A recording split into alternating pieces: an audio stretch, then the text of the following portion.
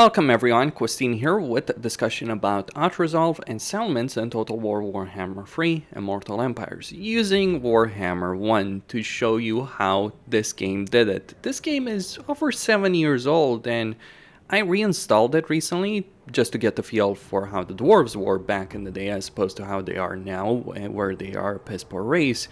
And to my surprise, while playing quite a bit of Warhammer 1 over the last day or so, I discovered that the auto-resolve of Warhammer 1 is in a lot of ways substantially better than the auto-resolve of Warhammer 3. But how is that? Well, first we have this army right here, the Imperial Secessionists. This is the same situation that Karl Franz has to deal with. He doesn't have Helmgart as an Imperial fort, but it's still the same province, same situation, Imperial Secessionists, Beastmen, etc. that you do have to deal with. But let's take a look at what's going to happen over here when I attack this army. Okay, so the balance of power is in my favor. Let's auto-resolve it.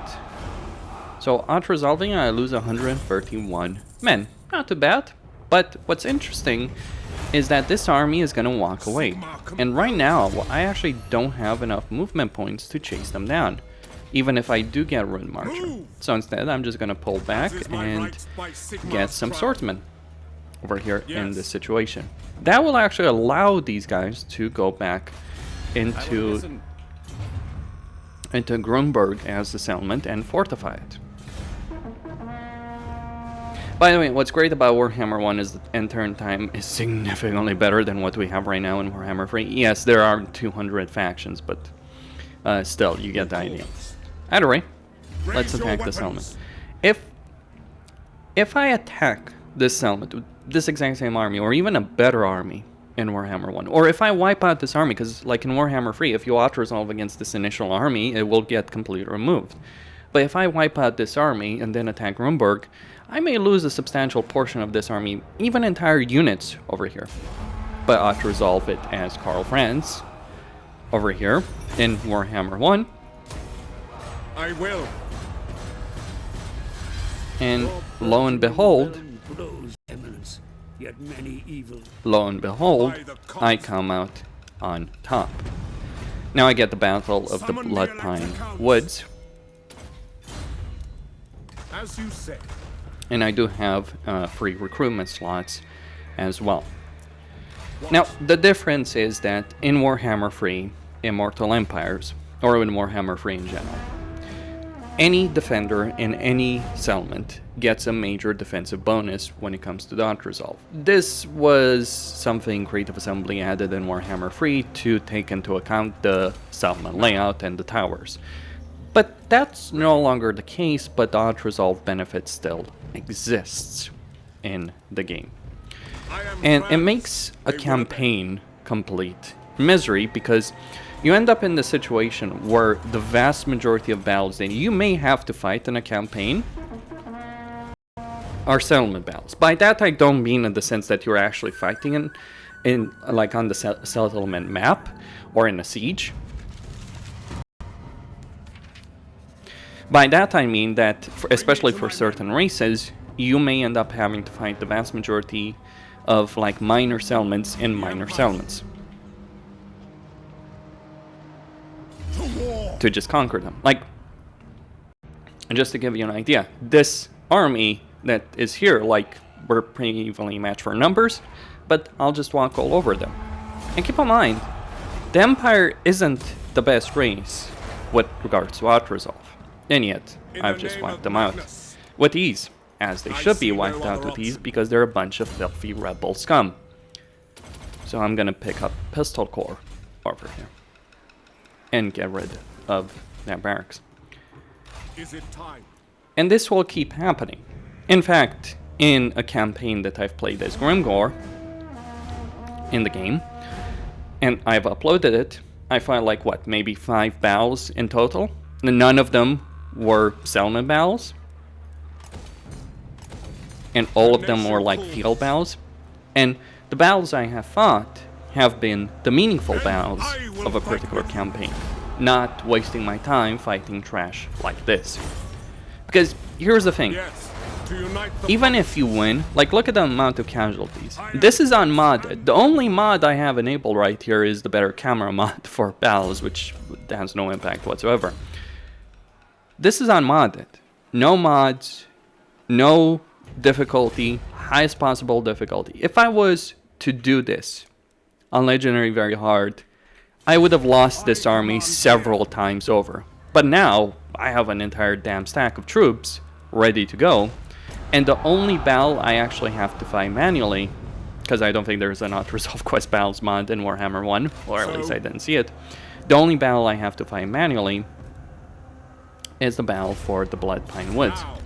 And I'm going to easily recover from all the casualties I've suffered and go on to bully Marienburg over here. It ends up being a much better campaign. Like, imagine the fact that as Karl Franz, you don't have a misery of a campaign where it's like, oh, Imperial authority is going to suffer and you're going to lose a lot of, you're going to have a lot of problems. All that. Imagine the fact that the battles you actually end up fighting, like the only battle I might end up fighting here is the one against Marienburg over here, if I do decide to go attack them. And the Blood Pine Forest. Imagine a campaign in Warhammer 3 where the vast majority of the battles you are actually fighting and engaging in are battles against full stacks, or against provincial capitals with full stacks behind them, or the quest battles. I mean, sure, the quest battles do suck, but imagine the idea of where the battles you're actually fighting in the campaign are the meaningful battles, not the trash battles of garrisons. Now, that's the unresolved problem.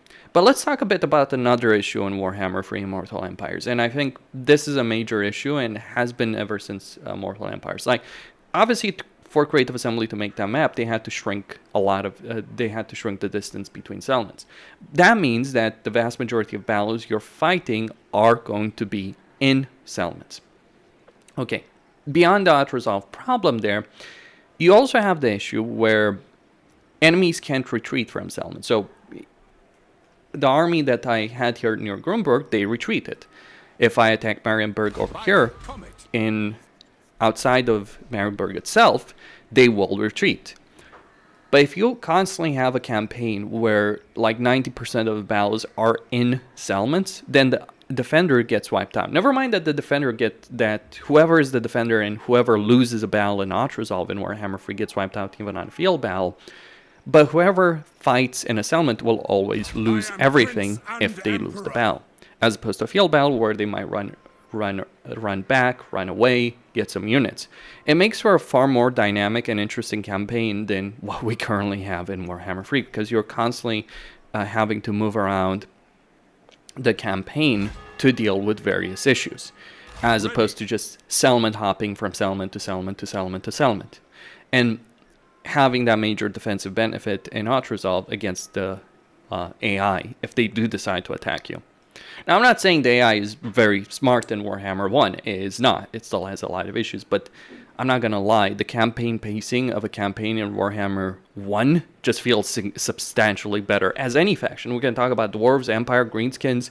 Wood Elves have some issues. Babyspence does have some issues in Warhammer 1, but like just the campaign pacing in general feels substantially better than it is in Warhammer 3. You don't have constant settlement hopping. Unless it's a situation like this, sure. But like over here, I'm going to have a quest battle right here, and then I'll have to decide, do I attack Marienburg itself, or do I attack maybe a secondary army that they have outside of the settlement? That is going to be my particular decision over here. And I'll see what I end up doing. Questine here, signing out. Don't forget to subscribe, like, and enable notifications, and stay tuned for more.